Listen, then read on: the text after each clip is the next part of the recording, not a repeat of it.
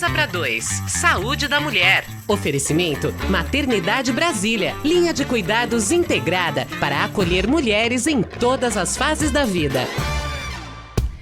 E eu converso sobre esse tema com a doutora Cristina Andrada, que é médica anestesiologista da Maternidade Brasília, que trabalha com o manejo das dores crônicas e agudas. Seja muito bem-vinda, doutora Cristina, ao Mesa para Dois. Muito obrigada, Bárbara. Bom dia. E a gente começa com esse tema que é até difícil falar, né? Fibromialgia. Vamos começar desse básico mesmo, explicando para os nossos ouvintes que sentem dores. O pessoal já começa a falar, pode ser uma dor crônica, uma dor aguda, e as pessoas não entendem direito nem como é que é esse termo. Então, vamos explicar o que é a fibromialgia e o que difere ela de outros tipos de dores. Vamos lá. A fibromialgia ela é uma síndrome. Ela não é especificamente uma doença. Ótimo. Ela é um conjunto de sinais e sintomas. Na maioria das vezes, o que está junto? Dor crônica, dor há muito tempo, espalhada pelo corpo, junto com distúrbios de sono, com fadiga, com a sensação de cansaço constante, perda de memória. Então, são sintomas que andam paralelos, alguns mais exuberantes que outros, a depender do paciente, da queixa e do tempo que ele tem a doença. Com sintomas tão diferentes, essa síndrome, como é que você consegue diagnosticar que aquele paciente tenha a fibromialgia? A fibromialgia ela é uma doença que tem um diagnóstico assim, um tanto quanto recente, já foi muito classificado. Porque nós não temos nenhum exame de imagem, nenhum exame laboratorial que defina o diagnóstico de fibromialgia. Então, o diagnóstico é clínico. A gente pede exames, às vezes, para afastar alguma outra possibilidade ou para tratar um sintoma específico, como, por exemplo, o paciente que tem muita insônia ou que está fora do peso, a gente às vezes precisa pedir uma polissonografia para ver como está o sono dele. Mas isso não fecha o diagnóstico de fibromialgia.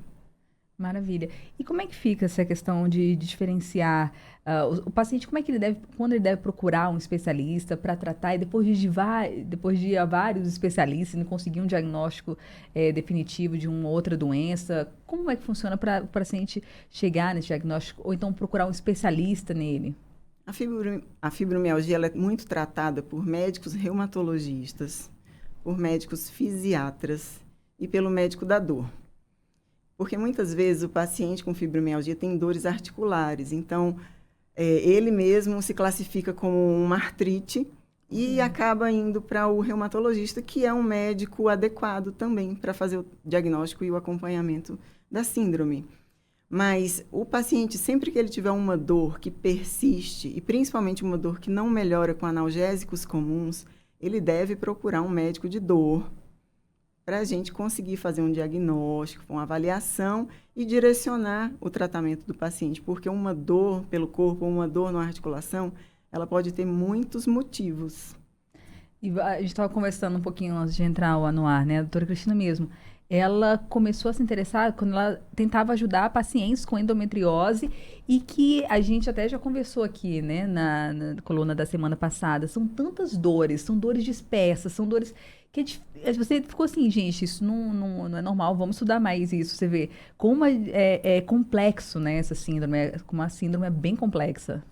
São duas situações na mulher que são muito desafiadoras. A dor da endometriose, porque para você definir que horas essa dor começou a ser endometriose e deixou de ser uma cólica menstrual, é difícil. E a fibromialgia, quando um cansaço ou uma dor no corpo de uma fadiga pelo dia a dia, se torna uma fibromialgia. Então, normalmente, os pacientes que chegam para a gente, para o médico da dor, ele já passou por muitos especialistas, já foi várias vezes ao pronto-socorro, já tomou vários remédios.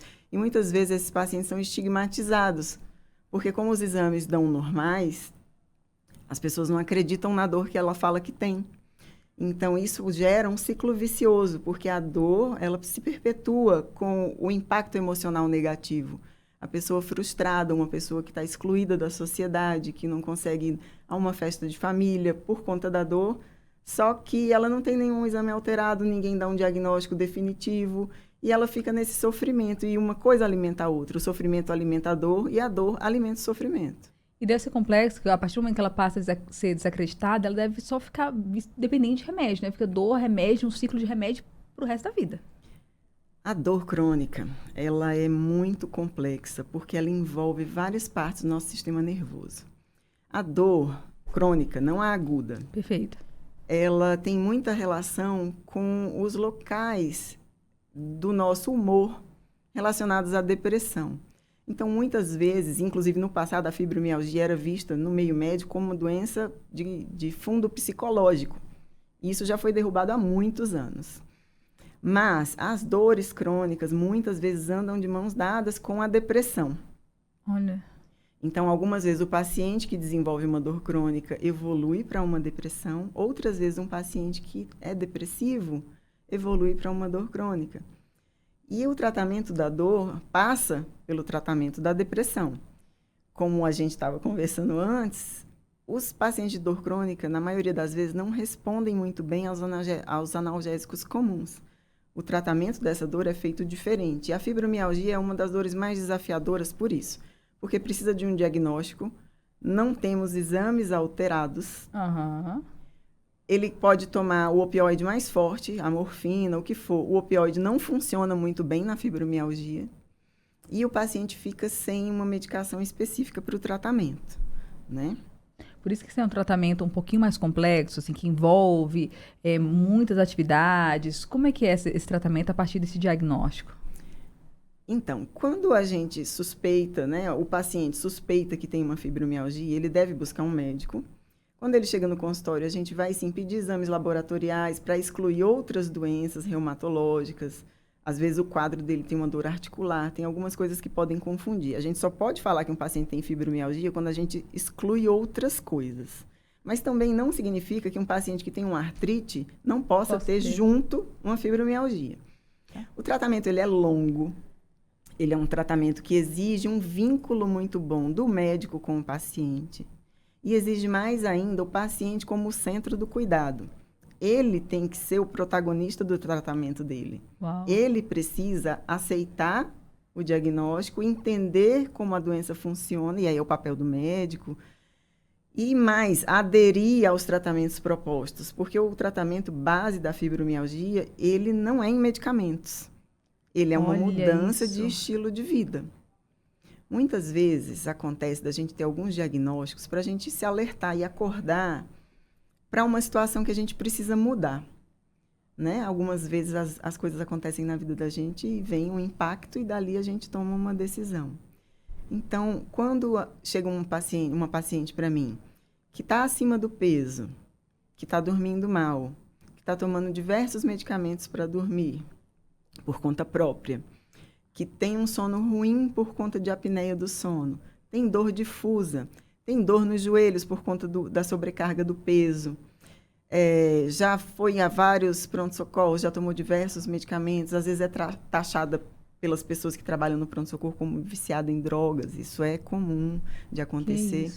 Então, veja só, como é um negócio difícil e como é difícil você saber que você tem aquilo. A fibromialgia é uma das maiores causas de afastamento de trabalho.